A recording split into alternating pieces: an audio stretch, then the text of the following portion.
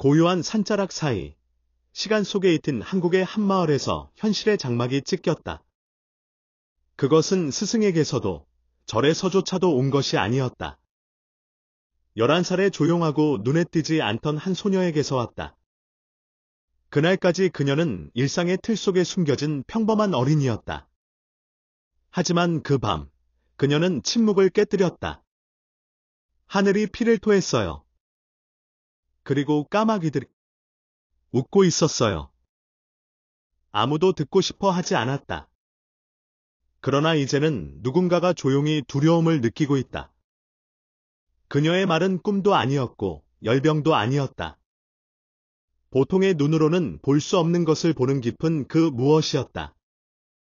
처음 내뱉은 말들은 짧고 명료한 화살 같았고 무서울 정도로 정확했다. 며칠 후 소식은 퍼졌다. 정신세계의 지도자들, 스승들, 심지어 권력의 중심까지 도달했다. 이 예언은 은유가 아니었다. 명확한 장소, 날짜, 사건들을 담고 있었으며 수수께끼 없는, 망설임 없는 메시지였다. 한 소년이 말했었다. 바닷바람 냄새가 나요. 그 후 그녀는 급히 병원에 옮겨졌지만 검진은 모두 정상이었다. 다음 날 아침 아무 일 없었다는 듯 조용히 일어났다. 그러나 침묵은 오래 가지 않았다. 그녀는 자신의 본 것을 그림에 담기 시작했다. 붉게 물든 둘의 태양이 하늘에 떠 있는 모습. 한반도 위를 맴도는 까마귀떼. 붉은 눈물을 흘리는 돼지들. 그 그림들은 마을 사람들을 떨게 했고, 특히 노인들의 귓가에는 이건 꿈이 아니야. 경고야 라는 한마디가 속삭여졌다. 그리하여 명망 있는 무당이 불려왔다. 집 앞에 섰을 때 곧 이렇게 말했다. 공기에 무거운 기운이 있어요. 무언가 오래된 존재가 지나간 듯해요. 아이의 눈을 바라보며 그는 기도도 의식도 없이 조용히 이렇게 말했다. 이 아이는 평범한 영매가 아니에요. 그 아이가 보는 것은 반드시 실현될 거예요. 그때부터 소녀는 작은 샤먼이라 불리기 시작했고, 그녀의 모든 말과 시각은 기록되었다. 초기의 비전들은 아래와 같았다. 붉은 빛으로 물든 하늘, 도시 위로 드리운 구름, 목적 없이 떠도는 사람들의 그림자. 그러나 그녀가 알린 곧 닥칠 일은 마을의 분위기를 바꾸었다. 바람이 거꾸로 불 거예요. 대기가 아닌 힘으로. 원래 와야 할 곳이 아닌 곳에서. 그리고 그날, 깃발은 하늘을 거스르리라. 사람들은 날씨라고 생각하겠지만 아닐 거예요. 정신과 의식을 연구하는 이들은 말했다. 이 거꾸로 부는 바람은 단순한 바람이 아니다. 그것은 운명이 뒤집히는 신호이며 질서가 무너지는 시작이다. 그녀는 고개를 들어 선언했다. 그날 어른 하나가 깃발을 떨어뜨릴 것이고, 그리고 한 아이가 그것을 들 것이다. 상징을 아는 이들에게 그 말의 의미는 분명했다. 지도자의 추락. 한 시대의 종말. 얼굴 없는 새로운 무언가의 등장. 소녀는 계속해서 말했다. 그날 모두가 북쪽을 향해 걸을 거예요. 질문도 없이, 이유도 모르고, 아무런 반항 없이, 고요하게 걸을 거예요. 해석자들은 그것을 이렇게 이해했다. 통제되지 않는 집단 움직임. 남북 관계의 불가역적 전환. 흐름이 뒤집히는 역사적 순간. 모든 것은 바로 거꾸로 부는 바람에서 시작될 것이다.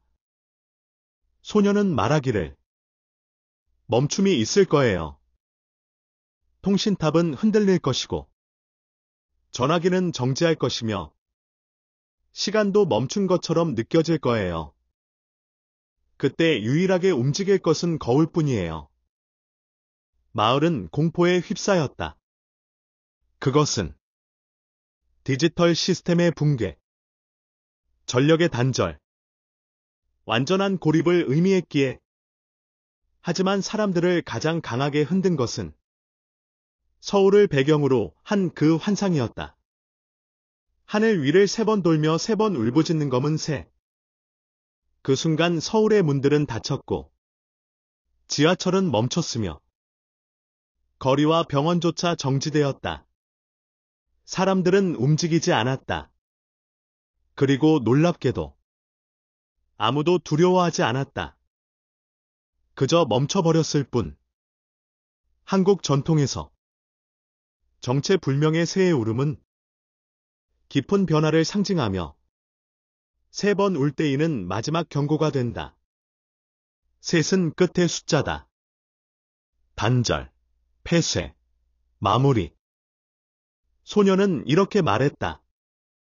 그 새는 아직 태어나지 않았어요.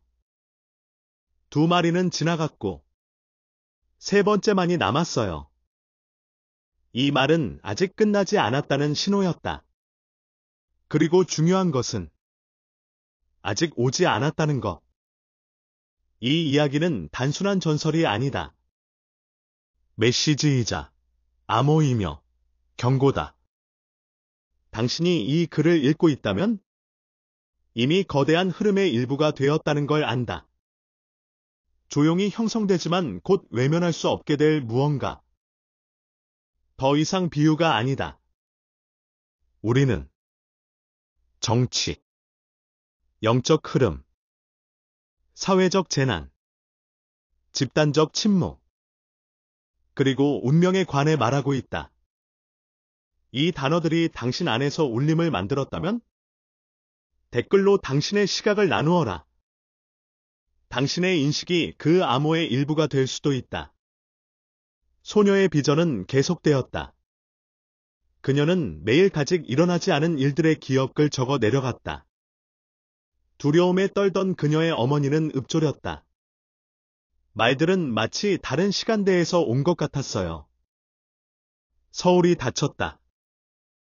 사람들이 북으로 걸어갔다. 뿌리째 뽑힌 나무들.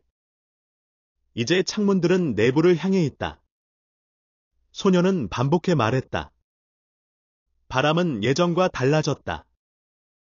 나무들은 거꾸로 구부러지고 있으며 깃발은 더 이상 하늘의 뜻을 따르지 않는다. 정신적 상징에서 바람은 보이지 않는 힘을 의미한다. 그 바람이 역으로 불 때 운명은 새롭게 쓰여진다. 소녀는 또 보았다. 한 남자가 사람들 앞에서 깃발을 접었고 아이가 그것을 주워 들었으며 바람이 그 깃발을 뒤로 끌어당겼다. 그것은 권력의 몰락, 아직 얼굴 없는 세대의 등장을 의미했다. 그러면서 이렇게 말했다. 사람들은 북쪽을 향해 걸어요. 이유도 모르고 멈추지 않아요. 이건 단순한 이동이 아니다. 정신적 항복이며 자발적이지 않은 충동에 의한 행진이다. 뿌리와 방향을 잃은 상태. 자신의 소리를 잃어버린 문화의 징조다. 그리고 침묵이 왔다. 어느 날 아침, 그녀는 창밖을 바라보며 적었다. 전설은 흔들려요. 그런데 바람은 없어요. 새들은 날지 않아요. 전화기는 멈췄고, 시간은 멈췄어요. 거울만이 계속 움직여요. 모든 것이 멈췄다. 반사된 이미지만이 남았지만 아무도 그 거울을 견디지 못했다. 또 다른 환상 속에서 거대한 검은 새가 도시 위를 3바퀴 돌며 3번 울었고 그 후 문들은 잠기고 불빛은 꺼졌으며 사람들은 정지했다. 이 3번의 울음은 첫 경고, 경계선, 그리고 움직임의 끝을 의미한다. 붕괴는 폭발이 아니라 과도한 침묵으로 온다. 소녀는 또 했다. 누군가 문을 두드렸어요. 문은 스스로 열렸지만 대신 텅 빈 것만 있었어요. 이는 재건의 시도였지만 마주한 것은 공허였고 권력도, 제도도, 존재도 기능을 잃었다는 상징이다. 또 다른 순간 그녀는 아무 말 없이 하얀 종이 앞에 앉아 있었고 몇 시간 후 그려진 것은 하늘 가득한 거대한 나무와 그 아래 쉬는 가족들이었다. 그리고 쓰여 있었다. 그 나무는 망가진 것이 아니었어요. 안에서부터 뽑혔어요. 썩었어요. 그 누구도 몰랐어요. 예언의 언어에서 나무는 안정, 전통, 보호, 공동체를 상징한다. 그 나무가 쓰러졌다는 것은 그늘이 사라지고 중심이 사라지며 공동체의 기반이 무너졌다는 뜻이었다. 소녀는 말했다. 땅은 두 쪽으로 갈라졌어요. 사람들은 그 틈으로 떨어졌어요. 어떤 이는 울었고 어떤 이는 그저 바라만 보았어요. 땅의 균열은 내면의 분열, 정체성의 붕괴, 감정의 균열을 의미하며 아무도 틈을 넘어가지 않았다는 것이 가장 두려운 장면이었다. 또 그녀는 말했다. 사람들은 나란히 서 있었어요. 하지만 한 사람은 오른쪽, 다른 사람은 왼쪽을 바라보고 있었어요. 그들은 서로를 보지 못했고, 말하지 않았고, 듣지도 않았어요. 이는 총체적 단절의 초상이다. 대화의 죽음, 벽과 장벽의 세움. 서로의 영혼이 닿지 않는 문화의 도래이다. 마지막으로 그녀는 속삭였다. 불이 하늘에서 내려왔어요. 그런데 오래된 것을 태우지 않아요. 아직 살아있던 것을 태워요. 이 불은 정화가 아니다. 가능성을 죽이는 불이었다. 희망을 태우는 불이었다. 또 또렷한 이미지를 전했다. 강이 올라와요. 하지만 물은 가져오지 않고 먼지를 가져와요. 강은 전통적으로 생명의 순환과 풍요를 의미하지만 이제 그것은 재앙이었다. 빙하는 숨을 막는 먼지가 되었다. 소리가 들렸지만 아무도 듣지 못했다. 그 소리는 입에서 나온 것이 아니라 땅에서 나온 것이었거든요. 이것은 표현의 붕괴였다. 입 밖의 외침은 사라져버리고 뿌리의 울림만이 남았다. 반사가 이어지는 환상에서는 벽에 거울이 있었어요. 하지만 각 사람은 다른 얼굴을 봤고 그 얼굴은 자기 얼굴이 아니었어요.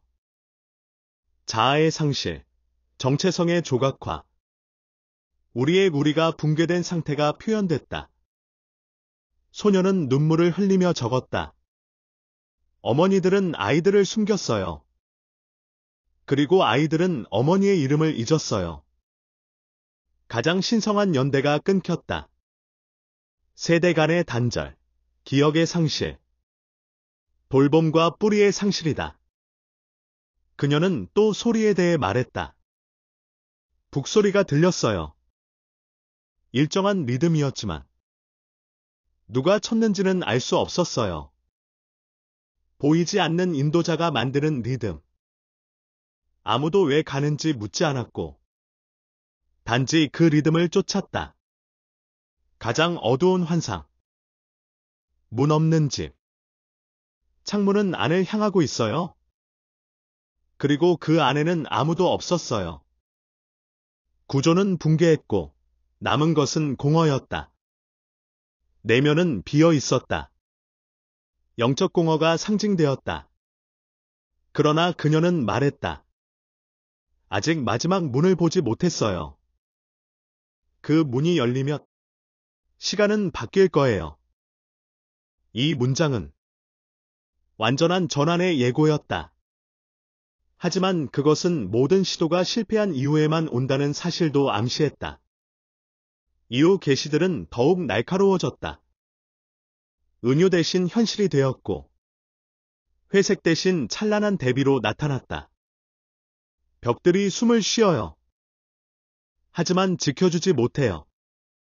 들어오는 것은 풍향이 아니에요. 부재예요.